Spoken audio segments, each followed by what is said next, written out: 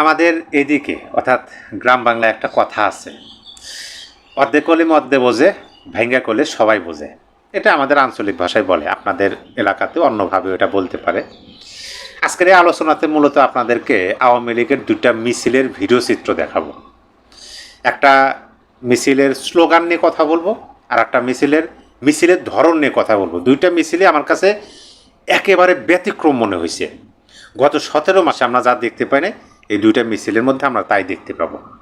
দেখেন, স্লোগান প্রতিটা রাজনৈতিক দলেরই কিন্তু নিজস্ব স্লোগান থাকে। স্লোগানের মাধ্যমে, যেমন ধরেন একজন স্বতন্ত্র ব্যক্তি তার মনের ভাব প্রকাশ করার জন্য কথা মাধ্যম হিসাবে ব্যবহৃত হয়, মানে কথার মাধ্যমেই একজন মানুষ তার মনের ভাব ব্যক্ত করে থাকেন। ঠিক তেমনি রাজনৈতিক দলগুলোর রাজপথ থেকে প্রতিপক্ষকে বার্তা প্রেরণের একমাত্র সংক্ষিপ্ত মাধ্যম হিসেবে স্লোগানকে ব্যবহার করা হয়। স্লোগানের মাধ্যমে ঠিক যেমন রাজনৈতিক দলের মনের ভাব ব্যক্ত হয় যে তারা কি করতে চাচ্ছে, কি বোঝাইতে চাচ্ছে, ঠিক প্রতিপক্ষকে বার্তা প্রেরণ করাও হয়। দেখেন, আমরা বিগত 17 মাসে যেমনটি অর্থবহ স্লোগান শুনেছি, ঠিক তেমনি অর্থহীন স্লোগানও শুনেছি। যেমন ধরেন 1 2 3 4, টিনের চালে কাওয়া, যা শুনতে চাইলে একা একা শুনতে হয়, লোক সম্মুখে আপনি শুনতে পাবেন না। আবার অনেক অর্থবহ স্লোগানও শুনেছি, লেগেছে রে লেগেছে, রক্তে আগুন লেগেছে। যাই হোক, সেই স্লোগান নিয়ে আলোচনা করব না। আমি আওয়ামী লীগের একটা ভিডিও দেখাই আপনাদেরকে। সেই ভিডিওতে যে স্লোগানটি দিয়েছেন, সেই স্লোগান শোনার পরে আমার কাছে মনে হয়েছে একেবারে যথার্থ, একেবারে নিজেদের সাথে, মানে এই যে 5টা শব্দ তারা ব্যবহার করছে, এই 5টা নতুন শব্দ নিজেদের অবস্থান, প্রতিপক্ষকে বার্তা প্রেরণ এবং বিগত 18 মাসে তাদের সাথে ঘটে যাওয়া প্রতিটা ঘটনায় 5টি শব্দের মাধ্যমে ফুটে উঠছে বলে আমার কাছে মনে হয়। যদিও আমি এই স্লোগানটি প্রথমবার শোনার পরে বুঝতেই পারি না যে কী বলতেছে, একাধিকবার আমাকে শুনতে হয়েছে। আমি এই স্লোগানের ভিডিওটি 2বার শোনাবো আপনাদেরকে, একটা না। শোনার পরে আপনারা বুঝতে পারলেন কিনা প্রথম শোনাতেই কমেন্ট বক্সে লিখে জানিয়ে দেবেন। তারপরে এই স্লোগান বিষয়ে আরও আলোচনা করব এবং পরবর্তীতে আরেকটা ভিডিও আপনাদেরকে দেখাবো, সেটা স্লোগান না, মিছিলের ধরন দেখাবো। প্রথমে স্লোগানের মিছিলটা দেখুন আপনারা।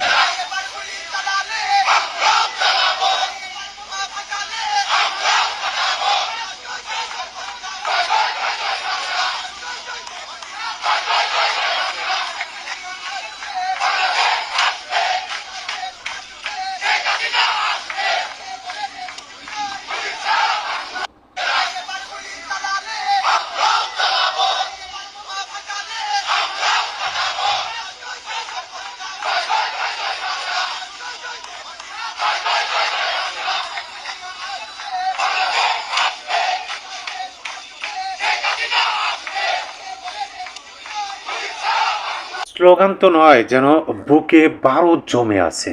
একেবারে স্লোগানটা আমার কাছে যথার্থ মনে হয়েছে। দেখেন, আমি যদি স্লোগানের শব্দ ধরে ধরে আলোচনা করার চেষ্টা করি, আপনারা বুঝতে পারছেন কিনা কি বলছেন, কি মানে স্লোগানের ভাষা শব্দগুলো অবশ্যই কমেন্ট বক্সে লিখে দেবেন। তারা বলছেন এবার গুলি চালালে আমরাও চালাবো। তারপরেই বললেন এবার বোমা ফাটালে আমরাও ফাটাবো। এই যে 5টি শব্দের সমন্বয়ে একটি স্লোগান, এবার গুলি চালালে আমরাও চালাবো, এবার বোমা ফাটালে আমরাও ফাটাবো, এর মধ্যে কি লুকায়িত আছে আপনি একটু ভাবুন। বিগত 17 মাসের দিকে যদি আপনারা তাকান, মানে ইউনূস সরকারের আমলে, যদিও বর্তমান সরকারের শাসন আমলে একটু শিথিলতা চলতেছে, এমন কোনো হেন কাজ নাই যেটা তাদের সাথে করা হয়নি। শুধুমাত্র আওয়ামী লীগ করে, ছাত্রলীগ করে, কোনো অপরাধ করুক না করুক, ওই আওয়ামী লীগ ছাত্রলীগ করার পরিপ্রেক্ষিতে তারা রাস্তায় চলতেও পারে নাই। মব করার মাধ্যমে তাদেরকে শারীরিকভাবে হেনস্থা পুলিশের কাছে তুলে দেওয়া হয়েছে, মামলা নাই, থানায় নিয়ে যেয়ে 24 ঘন্টা পরে মামলা দিয়ে চালান দেওয়া হয়েছে। এই ধরনের ঘটনা তো ঘটছে। অসংখ্য আওয়ামী লীগের নেতাকর্মী যাদের বাড়ি হারাইতে হয়েছে, বসত বাড়ি, ব্যবসা হারাইতে হয়েছে, পুকুরের মাছ, গোয়ালঘরের গরু, সকল কিছু ছাড়া একেবারে নিঃস্ব, দেওয়ালে পিঠ ঠেকে যাওয়ার মতো। আমি রেজাউল করিমের বক্তব্য শুনলাম, আওয়ামী লীগের একজন নেতা। তিনি বললেন যে তাদের দেওয়ালের পিঠ ঠেকে গেছে। এখন কে সুযোগ করে দিল না দিল সেটা দেখার সময় নাই, সামনে এগোতে হবে। এই যে স্লোগান, এই স্লোগানের সাথে আমি মানে শুনেই কেমন যেন একটা আকর্ষণ ভাব আছে এবং মনে হয় যে বুকে বারুদের স্তূপ জমে আছে। তারপরে বলছেন তৈ তৈ তৈ তৈ জয় বাংলা, তৈ তৈ তৈ তৈ শেখ হাসিনা। এইটার মানে আমি বুঝতে পারিনি, অবশ্যই আপনারা জানলে লিখে দিবেন। আর ওই যে স্লোগানটি আমরা 5ই আগস্টের পর থেকে শুনতেছি, দেখেন বার্তাটা দেখেন, শেখ হাসিনা আসবে, বাংলাদেশ হাসবে। বার্তা যে আসবে তিনি এবং হাসবে বাংলাদেশ, এটা সারা দেশের নাগরিকের কাছে পৌঁছে দেওয়া। আর ওই যে পুরাতন কে বলে রে মুজিব নাই, মুজিব সারা বাংলায়, মানে সবার অন্তরে মুজিব আছে। প্রথম যে স্লোগানটি প্রতিপক্ষের কাছে বার্তা হিসেবে যদি আপনি ধরেন, এবার গুলি চালালে আমরাও চালাবো, এবার বোমা ফাটালে আমরাও ফাটাবো, মানে রাজপথে নামলেই স্লোগান দিলেই তাদেরকে উপর যদি মব করা হয় তাহলে প্রস্তুত নিয়ে আইসেন। এবার তারা ওই পাল্টা মবের প্রতিক্রিয়া জানাবে। তাদেরকে গুলি ছুড়বেন, তারাও পাল্টা গুলি ছুড়বে। তাদের সামনে বোমা ফাটাবেন, তারাও ফাটাবে। মানে এই যে প্রতিপক্ষকে হুঁশিয়ারি দেওয়া, নিজেদের দৃঢ়তার প্রকাশ করা এবং জনগণকে আকৃষ্ট করা, এই সমস্ত স্লোগান। আমি ভিডিওটা কিন্তু আজকে সময়টা বলে দিই, আজকে 2026 সালের মার্চ মাসের 1 তারিখে আমি ভিডিও করতেছি। আর আমি যে ভিডিওটা দেখালাম সেই ভিডিওটা আরও আগের। হয়তোবা এই ধরনের স্লোগান অনেকে দাবি করতে পারে যে আমাদের স্লোগান।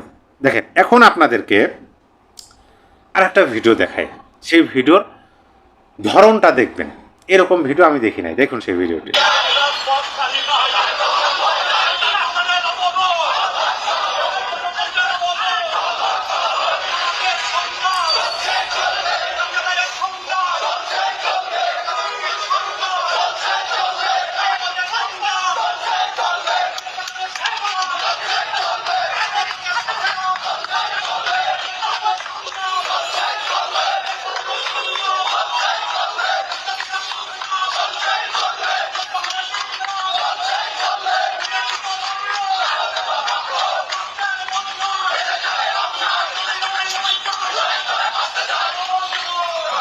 ভিডিওতে আমরা যে বিষয়টি দেখতে পেলাম, যে মিছিলটা শুরু হলো, মিছিলটা সামনের দিকে এগোচ্ছে, আরও 2-1 করে যুক্ত হচ্ছে। কেউ দৌড়ে এসে যুক্ত হচ্ছে, কেউ পাশে রিক্সার পাশে দাঁড়িয়েছিল সেখান থেকে যুক্ত হচ্ছে। এবং আশ্চর্যজনক ঘটনা হলো, মিছিলটা আস্তে আস্তে এক পর্যায়ে রাস্তার উপর বসে পড়ল।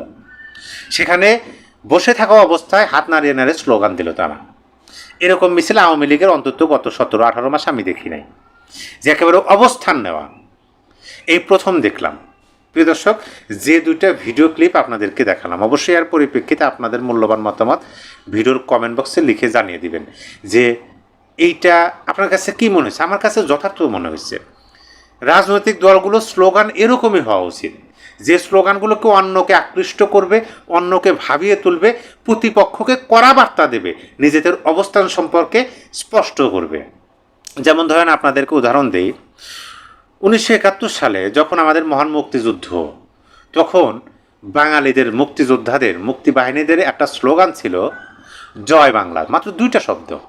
এই শব্দের মাধ্যমে তারা বোঝাইতে সক্ষম হয়েছিল এবং এই যথার্থতা প্রমাণ হয়েছে যে আমরা বাংলার লোক, আমরা অন্য কোথাও যাচ্ছি না, আমাদের উপর দমন পীড়ন চালিয়ে লাভ নাই, তোমাদের কন্ট্রোলে আর আমরা থাকতেছি না, তোমরা বিদায় নাও। পাশাপাশি আরেকটা স্লোগান দেখেন, তোমার আমার ঠিকানা পদ্মা মেঘনা যমুনা, মানে আমাদের ঠিকানা এটাই, আমরা অন্য কোথাও থেকে আসি নাই। তোমরা পাঞ্জাবি, তোমাদের ঠিকানা লাহোর পাঞ্জাব, সেখানে চলে যাও, তোমাদের এখানে আর কোনো স্থান নেই, আমরা এখানের মানুষ, এখানেই থাকবো, তোমরা বিদায় নাও।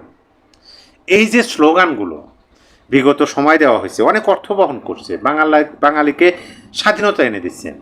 এখনকার যে স্লোগান, এই স্লোগানটি প্রকৃতপক্ষে বর্তমান সময়ে একেবারে যথার্থ বলে আমার কাছে মনে হয়েছে। স্লোগান হতে হবে অর্থবহ, স্লোগান অন্যকে আকৃষ্ট করবে, প্রতিপক্ষকে ভাবিয়ে তুলবে।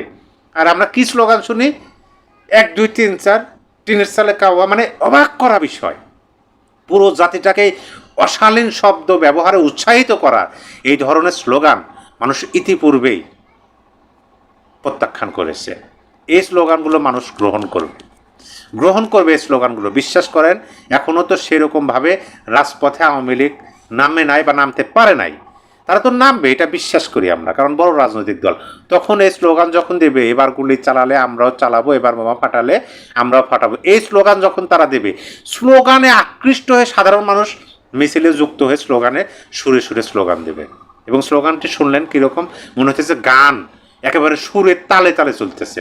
দেখ, কথা বললে অনেক কথাই বলা যাবে, ভিডিওটা বড় হয়ে যেতে পারে, কথা আমি বাড়াতে চাই না। পরিশেষে আপনাদেরকে এই আহ্বানে জানাবো, আমি যে দুটা ভিডিও ফুটেজ আপনাদেরকে দেখালাম, আওয়ামী লীগের স্লোগান, আওয়ামী লীগের রাজপথ কাঁপানো নতুন স্লোগান আপনার কাছে কেমন লাগলো অবশ্যই ভিডিওর কমেন্ট বক্সে লিখে জানিয়ে দিতে পারেন। জামাতকে ডেপুটি স্পিকারের পদ বাংলাদেশের রাজনীতিতে এক অভাবনীয় মোড়, থমথমে পরিস্থিতি নাকি নতুন এক সমঝোতার রাজনীতি? 13তম জাতীয় সংসদ কি দেখতে যাচ্ছে এক ঐতিহাসিক মুহূর্ত? আজ সচিবালয়ে স্বরাষ্ট্রমন্ত্রী সালাউদ্দিন আহমেদের যে বার্তা, সেই বার্তা আবারও নতুন করে আলোচনা হচ্ছে। এটি যদিও বা আগের আলোচনা ছিল, তথাকথিত জুলাই সৈন্যদের আলোচনা, যে ডেপুটি স্পিকার পদটি বিরোধী দলকে দেওয়া হবে। এখানে একটা কথা বলে নেওয়া ভালো, আপনি যতই বলুন না কেন, যুদ্ধাপরাধী জামায়াতে ইসলামী যে দলটি বাংলাদেশের স্বাধীনতা মানেনি বা স্বাধীনতা যুদ্ধের বিরোধী ছিল, আপনি তাকে যতই দূরে সরিয়ে রাখুন না কেন, আজকের ক্ষমতাসীন বিএনপি তাদের আজকের এই উত্থানের বলা যায় প্রধান কারিগর। তাদের রাজনীতির সুযোগ দিয়েছে জিয়াউর রহমান, তাদের গাড়িতে পতাকা উঠিয়েছে 2001-06 বিএনপি সরকার, সেই সময়ের প্রধানমন্ত্রী বেগম খালেদা জিয়া। আজকে তাদেরই পুত্র জিয়াউর রহমান এবং খালেদা জিয়ার পুত্র তারেক রহমান, বাংলাদেশের মানুষ যতই সেন্টিমেন্টালি বলুক না কেন জামাতকে দূরে রাখতে হবে, জামাতকে ভোট দেওয়া যাবে না, জামাতকে বাইরে রাখতে হবে, জামাতের পুনর্বাসন কেন্দ্র আসলে আলটিমেটলি বিএনপি। তথাকথিত জুলাই সনদ, সেই সনদে কি আছে যে ডেপুটি স্পিকার পদ বিরোধী দলকে দিতে হবে। এখন জুলাই সনদের দোহাই দিয়ে অনেক কিছুই হচ্ছে, যেমন এই স্বরাষ্ট্রমন্ত্রী গতকালকে পুলিশ হত্যার তদন্ত নিয়ে একটি মন্তব্য করেছেন যে পুলিশ হত্যার তদন্ত হবে না, অর্থাৎ পুলিশ হত্যা করে পার পাওয়া যাবে, এমন একটা স্বীকৃতি দিয়েছেন স্বরাষ্ট্রমন্ত্রী। এইসব স্বীকৃতি দিয়ে স্বরাষ্ট্রমন্ত্রী হিসেবে কতক্ষণ থাকবেন, পুলিশ কতক্ষণ রাখবে, কিংবা বাংলাদেশের মুক্তিগামী জনগণ কতক্ষণ রাখবে, সেটি আমরা নিশ্চয়ই দেখবার বিষয়। তারেক রহমানের নেতৃত্বাধীন বর্তমান সরকার কি তবে ক্ষমতার ভাগাভাগির পথে হাঁটছে, নাকি জুলাই জাতীয় সনদ বাস্তবায়নে বিএনপি সরকার দেখাচ্ছে চূড়ান্ত আন্তরিকতা?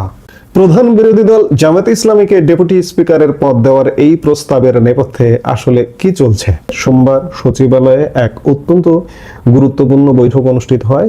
মন্ত্রিপরিষদ বিভাগে প্রধানমন্ত্রী তারেক রহমানের সঙ্গে দীর্ঘক্ষণ বৈঠক করেন স্বরাষ্ট্রমন্ত্রী সালাউদ্দিন আহমেদ।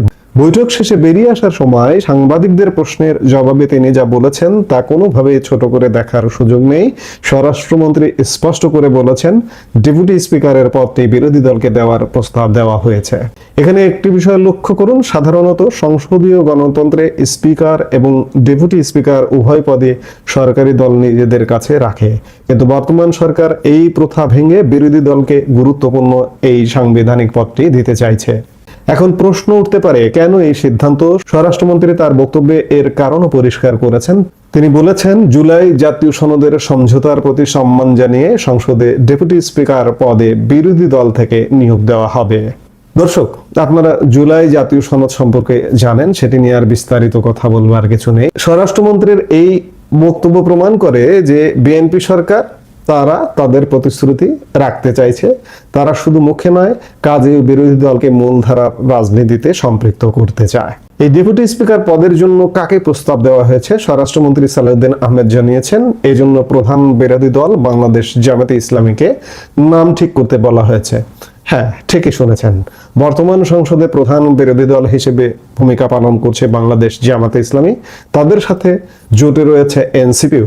স্বরাষ্ট্রমন্ত্রী আরো খোলাসা করে বলেছেন, বিএনপির পক্ষ থেকে প্রধান বিরোধী দলকে মৌখিকভাবে ও সাক্ষাতে অফার করেছি, তারা যেন ডেপুটি স্পিকার ঠিক করে। আপনি এটিকে শুধু একটি পদের অফার হিসেবে দেখবেন?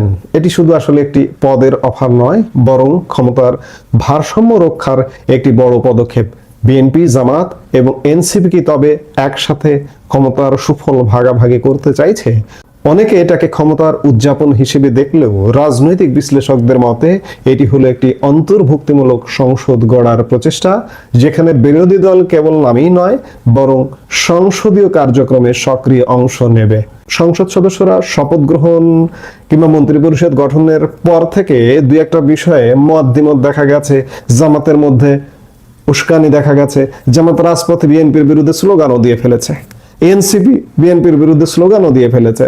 এই যে পুলিশ হত্যা নিয়ে বেশ একটা লঙ্কাকাণ্ড হয়ে গিয়েছিল, কিন্তু গত পরশু জামায়াত ইসলামের একটা ইফতার অনুষ্ঠিত হয়েছে এবং ইফতার অনুষ্ঠানের ফাঁকে আগে পরে হয়তো নানা আলাপ আলোচনা হয়েছে। এই ইফতার অনুষ্ঠানের পর থেকে গতকালকে আপনি খেয়াল করে দেখবেন যে গতকাল থেকে রাজনীতির চেহারাটা একটু পাল্টে গেছে। মনে হচ্ছে যেন তারা সমঝোতা করে চলতে চাইছে।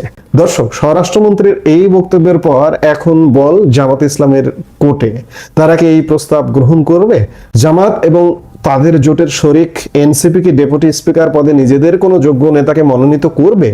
সালাউদ্দিন আহমেদের এই ঘোষণাটি একটি বিষয় পরিষ্কার করেছে যে তারা মিলিয়ে ঝিলিয়ে একসাথে থাকতে চাইবে বা থাকতে চাইছে। প্রধানমন্ত্রী তারেক রহমানের নির্দেশনায় সরকার যে একক কর্তৃত্ব নয় বরং জাতীয় ঐক্য বজায় রাখতে চায়, এই সিদ্ধান্ত তারই প্রতিফলন। তবে বিরোধী দল হিসেবে জামাত এই পদ গ্রহণের পর সংসদের ভেতরে কতটা জোরালো ভূমিকা রাখতে পারবে তাই এখন দেখার বিষয়। ক্ষমতার এই ভাগাভাগি কি দেশের গণতন্ত্রকে আরো শক্তিশালী করবে, নাকি এর পেছনে লুকিয়ে আছে অন্য কোনো কৌশল? আপনি যতই কৌশল করুন না কেন, অর্ধেক জনগোষ্ঠী অর্ধেক জনমত বাইরে। এই যে গত নির্বাচনটা যে হয়েছে, এটা আওয়ামী লীগ ছাড়া নির্বাচন হয়েছে। এই আওয়ামী লীগ ছাড়া নির্বাচন হয়ে অর্ধেক জনগোষ্ঠীকে বাদ দিয়ে বিএনপি, জামাত, এনসিপি মিলিয়ে কতদিন আওয়ামী লীগকে ঠেকিয়ে রাখতে পারেন এবং দেশের পরিস্থিতি কতক্ষণ ঠান্ডা থাকে সেটিও দেখবার বিষয়। আমরা কদিন আগেও দেখেছি, কিন্তু ইউনূস সরকারও কিন্তু ছিল সমঝোতার সরকার, বিএনপি, জামাত, এনসিপির সমঝোতার সরকার। সেই সরকারটা কিন্তু আমাদের ভালো শাসন, সুশাসন দিতে পারেনি। বাংলাদেশের ইতিহাসে সবচেয়ে দুঃশাসন দিয়ে গেছে। এখন বিএনপিও সেই পথে হাঁটছে কিনা, হাঁটবে কিনা, এনসিপি জামাতকে সাথে নিয়ে, সেটি দেখতে আমাদের কিছুদিন, খুব বেশি না 2-1 মাস অপেক্ষা করতে হবে। নিশ্চয়ই আমরা অপেক্ষা করব এবং দেখব যে আসলে কি হচ্ছে। এই মুহূর্তে এ পর্যন্ত।